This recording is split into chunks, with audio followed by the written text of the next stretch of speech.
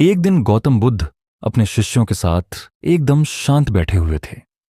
उन्हें इस प्रकार बैठे हुए देख शिष्य चिंतित हुए कि कहीं वह अस्वस्थ तो नहीं है।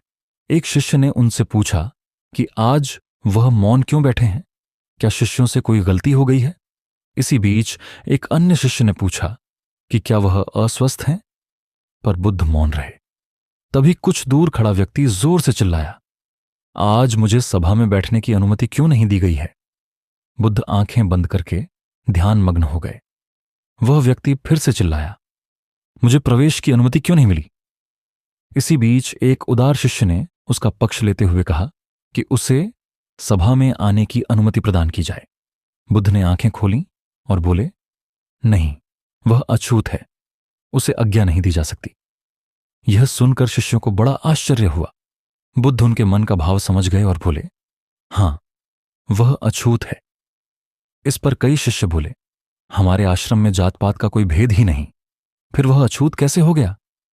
तब बुद्ध ने समझाया, आज वह क्रोधित होकर आया है।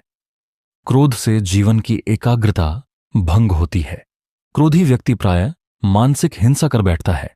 इसलिए जब तक वह क्रोध में रहता है तब तक अछूत होता है। इसलिए उसे कुछ समय एकांत में खड़े रहना चाहिए।